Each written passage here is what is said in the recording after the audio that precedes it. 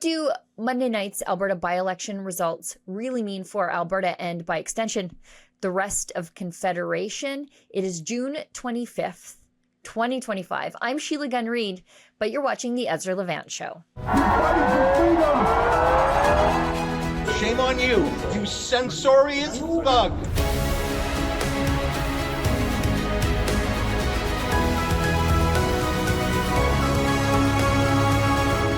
So the by-election results are in, and if you're watching the attempts to spin it, you think Albertans just voted to smother the baby of Western separation in its crib. They're gloating, pretending that this was some sort of rejection of Alberta First values. But let me set the record straight. What we saw in that by-election in Old Didsbury Three Hills was not a referendum on independence. It was a referendum on the vehicle, not the destination. Albertans didn't vote against separation. They voted against vote splitting, against the very real fear of accidentally handing a seat to the NDP. That's it. Tactical voting, not ideological surrender. I mean, let's look at the numbers.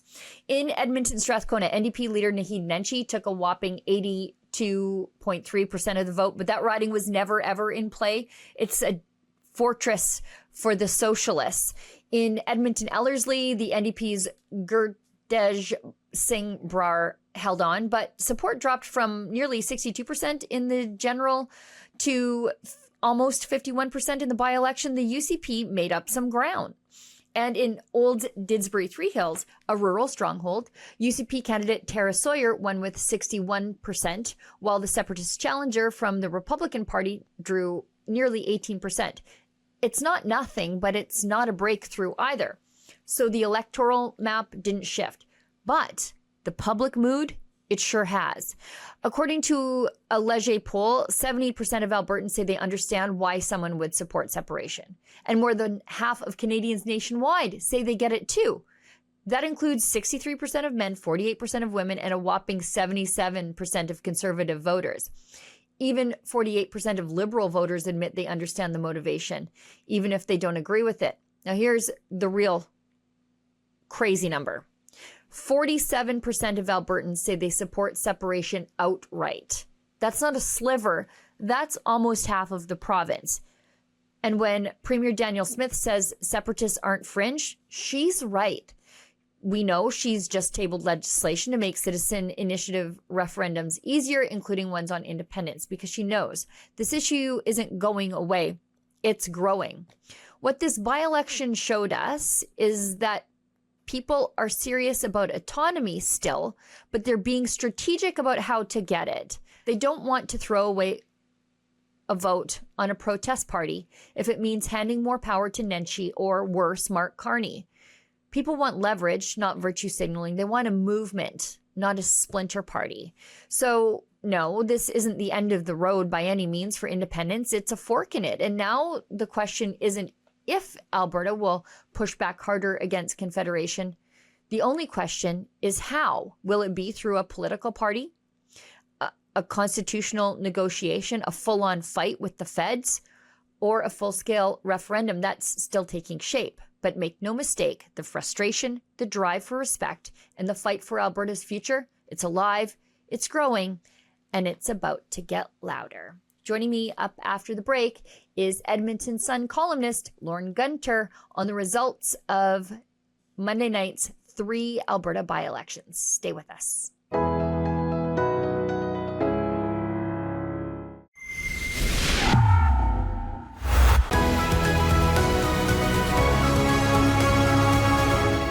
Joining me now is a good friend of the show, Lauren Gunter. He's a columnist with the Edmonton Sun. I'm reading his article in the Edmonton Journal right now on the by-elections on Tuesday night here in Alberta. I wanted Lauren's take on it because it would appear the status quo held. I don't think there were any surprises last night. No, I think that's fair.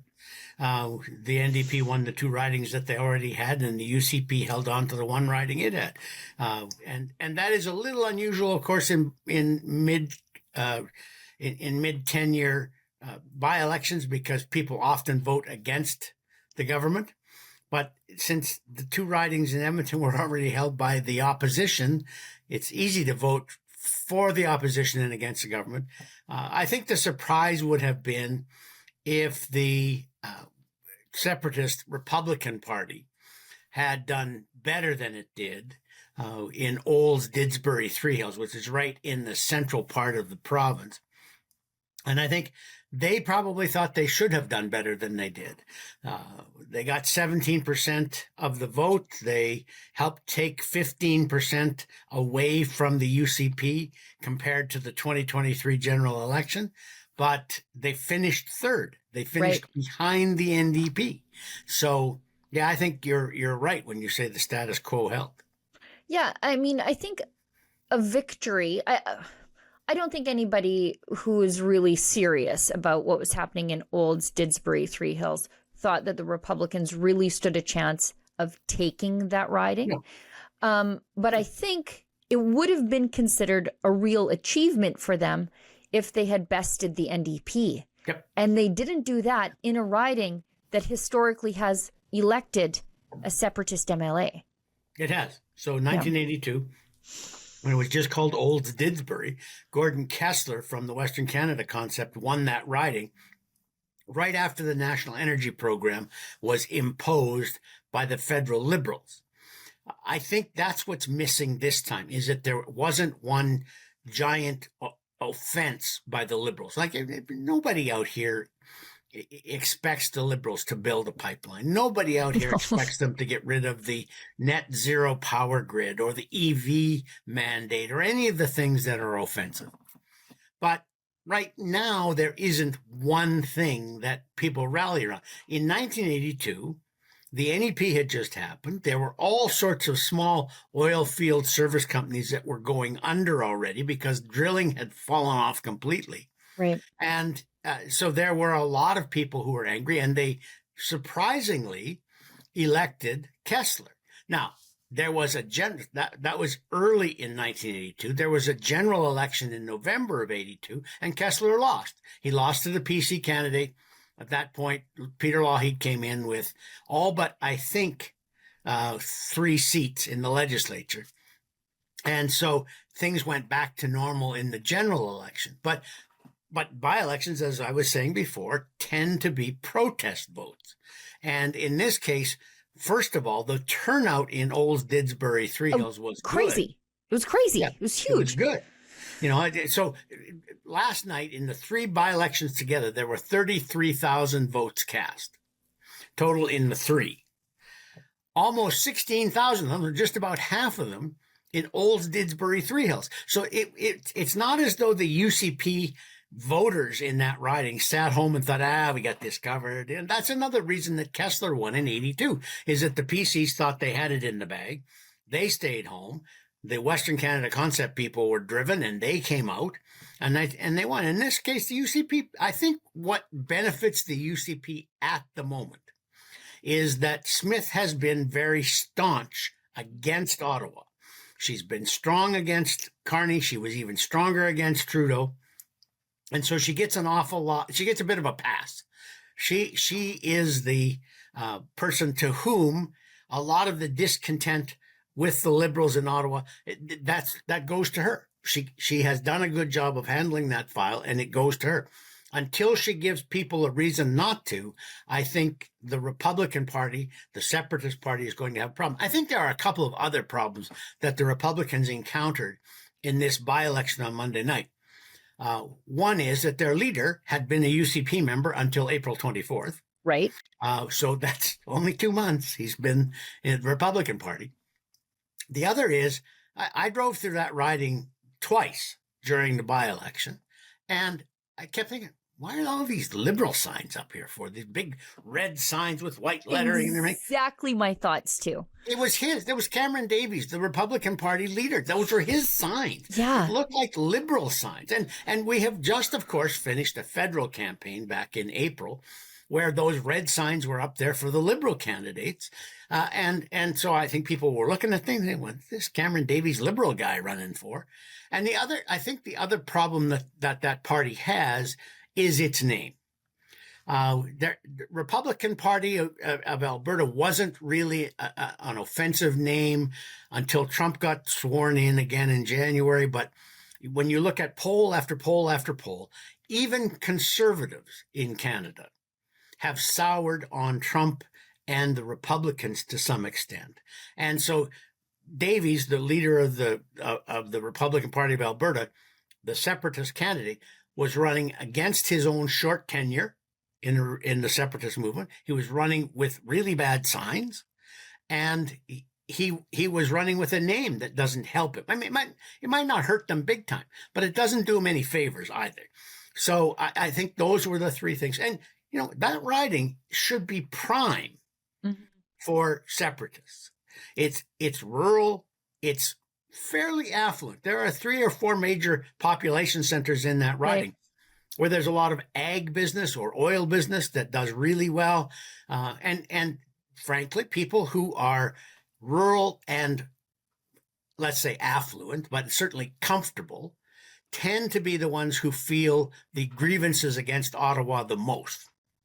And if he can't get those people to come out in large numbers and vote for him, then they have a problem. 17% is what he ended up with last night. Right. That's nothing to sneeze at. No. You can't say, excuse me, you can't say they didn't do well. Right. In a very short period of time, they went from, there was an independence candidate ran in that riding in 2023 in the general election, got 5% of the vote. They went from 5% independence to 17% independence. Don't sneeze at that. Don't say, oh, now we don't have to worry about those separatists in Alberta. They couldn't. No, that 17% is still a fair number of people who are angry enough that they were prepared to vote for a separatist party. It's not as good as the Republican Party and the separatists would have wanted, but it is not something that can just be sloughed off. Yeah, in 60 days. I think what we saw last night, and I think maybe this is, and I'm merely speculating, I think it shows in the voter turnout in that riding, is that the memory of a vote split is still very scary for a lot of Albertans. And I think it was less a referendum on separation in that riding than it was the vehicle to drive the independence movement. Because I think as I've been saying for the last 2 days, the Venn diagram between independence-minded people and UCP voters is a circle. And I think a lot of people are scared about the vote splits. They don't want to risk parking their vote in a similarly conservative party.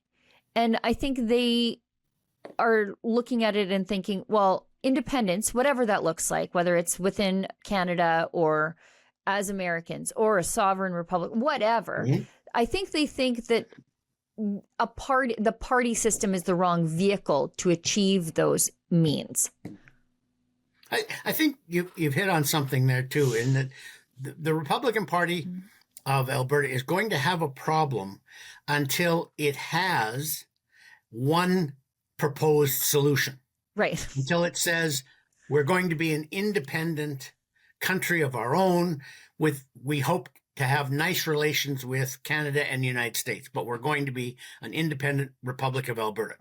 They haven't said that, but if they could say that, or they could say we want sovereignty association. We all remember with great pain what that meant when Quebec demanded sovereignty association, because nobody knew what it meant. Right. I don't think they did. No, I'm pretty sure they didn't. And then, or we're going to apply to become the 51st state. That's another thing that's another rug that got pulled out from under the separatists on this. Is it, I have talked to people in the past seriously about, would we ever leave Confederation? Would we then ask to become the 51st state? What would be the advantages? What would be the disadvantages? But after Trump started taunting everybody with that in December and January and since, I've lost my interest in talking to them about 51st state, because he's just been a disrespectful jackass.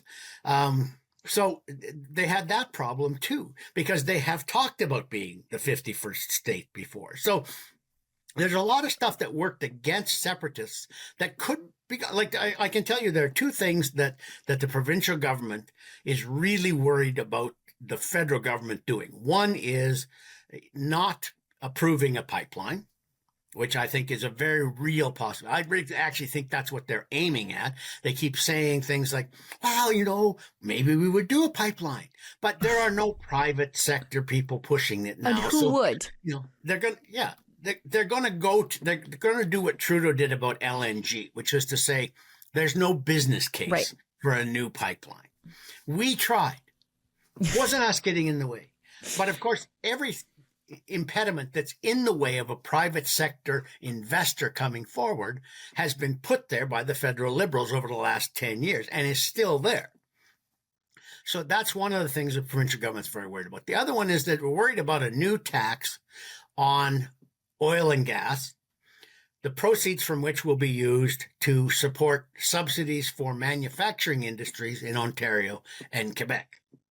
And when they talk to you about this privately, they say, we don't know that's what they're getting ready to do. They haven't told us that's what they're getting ready to do. But that makes sense, right? We don't vote for them.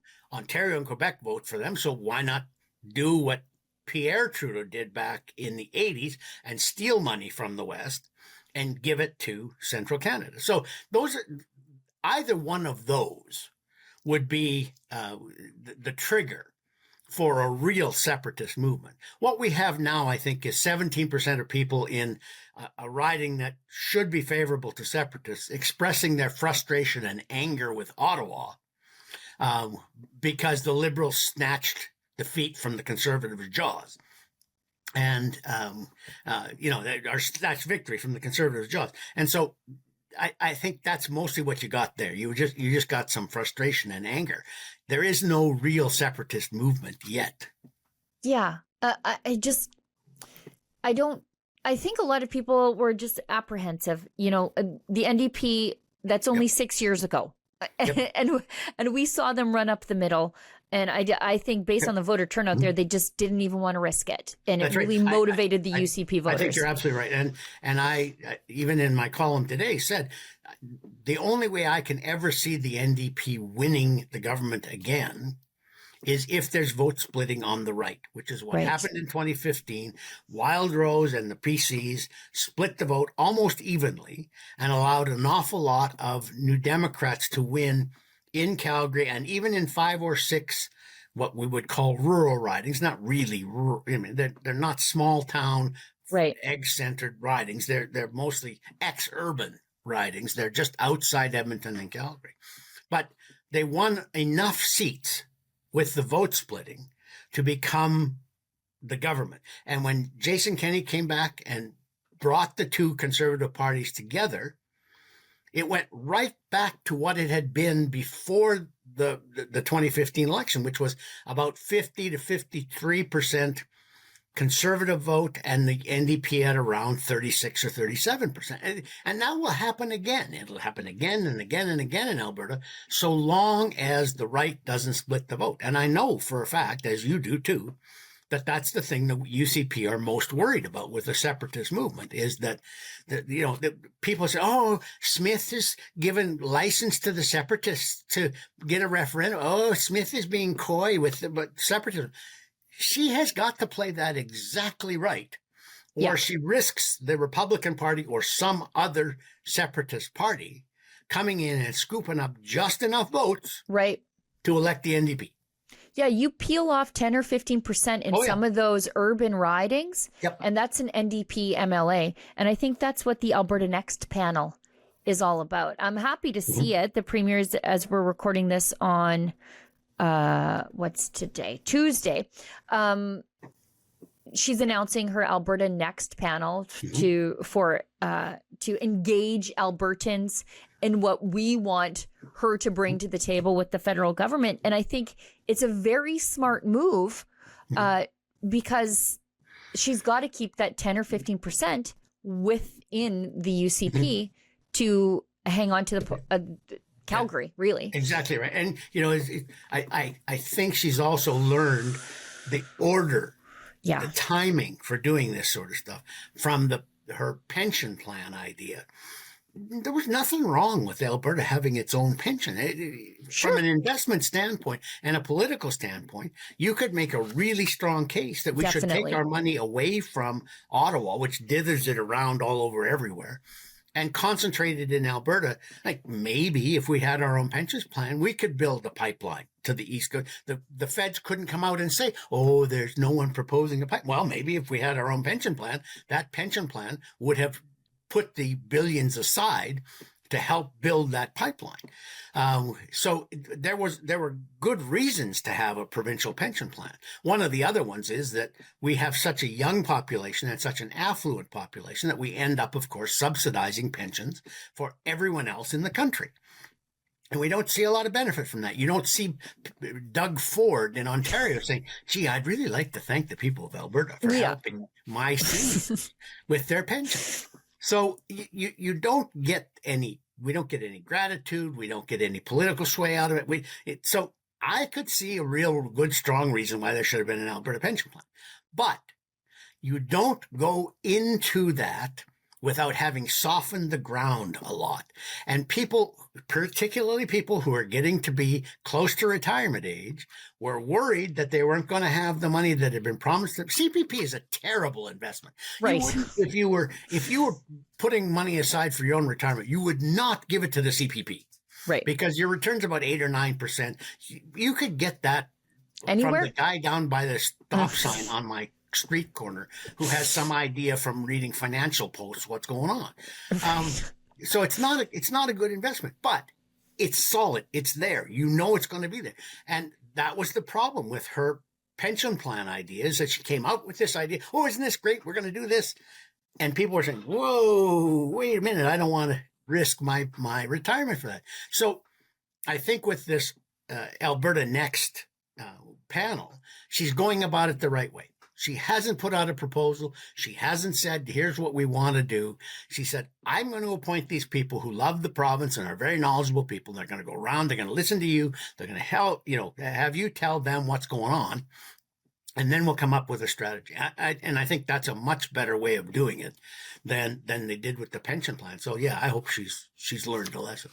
Yeah, I think it alleviates some of that response back from the feds, like, oh, we don't even know what Alberta's complaining about. Well, here's our list of grievances. Right. We had experts put it together for you.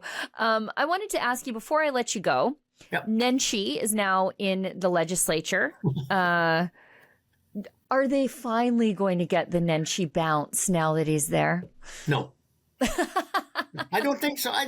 No, neither do I. I think he's insufferable. I didn't have a lot of faith in him before he got elected as the NDP leader. I mean, I remember him as mayor of Calgary.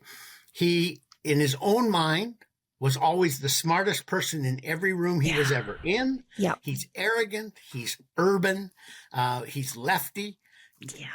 I guess they're going to keep Edmonton. I think they'll probably win most of the 20 seats here. There was some chance in Edmonton Ellerslie last night. A lot of it tightened up. Entrail readers were saying, well, maybe the UCP will win this one, because the UCP candidate had been the MLA from there until 2015. Right. But no, in the end, the NDP candidate won handily. They didn't trounce the UCP, but they won a very strong mandate. So I think the NDP will win all 20 Edmonton seats again, or however many they are by that time with redistribution. But no, the battleground will be Calgary. Yeah. And it surprises me that the NDP up here think that Nenshi can win down there, because he used to be the mayor of Calgary. It was very unpopular when he left as mayor of Calgary. And maybe people's memories are short. I don't know. But I think Nenshi he has very thin skin. He's a very prickly individual. He will get up in there and he's going to get needled back by Smith, who's actually very good on her feet in the legislature. And he's not going to like it. So, no, I don't think they're going to get a big Nenshi bounce. They might come up in the polls a little bit, because it's better to have them inside the house than out in the outhouse. I'm not sure about that. but eventually I think he's going to wear people. He's going to wear people thin, Yeah, I think he's going to remind everybody why he left office in Calgary as the mayor, as unpopular as he was, really quickly. I think he is just a deeply irritating person. The more you watch him. Yes, that too. Lauren, thanks so much for your time. Refresh us how people can find your work. You can go to edmontonjournal.com or edmontonsun.com. I'm now in both of the papers. And you just Google Lauren Gunter, and it almost always gets to where it's supposed to go. You get some people from the other side of the spectrum who have their own comments complaining about you. Lauren Gunter. Yeah, exactly. But even those are fun to read sometimes. Absolutely. Lauren, thanks so much for coming on the show. We'll have you back on again very soon. You bet. Thanks. Stay with us. More up next after the break.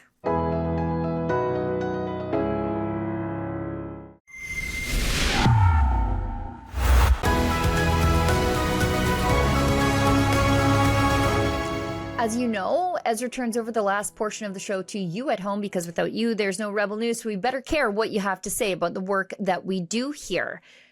So let's get into it. On Mark Carney's trip to the G7 in Kananaskis, where he and his wife took two separate enormous SUVs to go to the exact same place. It's a video I did after I got home from Kananaskis and re-examined the tape as though I was watching the Kennedy assassination to make sure I was right about what I saw. I got a lot of feedback, and that was a very popular video, by the way, online. All required rights, one destination, two SUVs, 0 sense of others. There, I fixed it for you. Yeah, my video was zero self-awareness. Jet Rod writes, why aren't they electric SUVs? Oh, the unreliable stuff? That's for us. Of course. Paulette2359 says, they didn't walk down the plane steps together. He walked in front of her to greet the members. Didn't acknowledge her or give her a hug or a kiss, just walked away to separate gas-guzzling vehicles. Not like Pierre and Anna, always holding hands, and he shows Anna so much respect, just like he would do if he was our prime minister. That was one thing that I noticed when Carney not just came down the steps from the Challenger onto the tarmac in Calgary when he was going to Kananaskis to the G7. He and his wife couldn't be further apart from each other. You could drive an electric vehicle between the two of them. They don't exactly give off warm vibes between the two of them.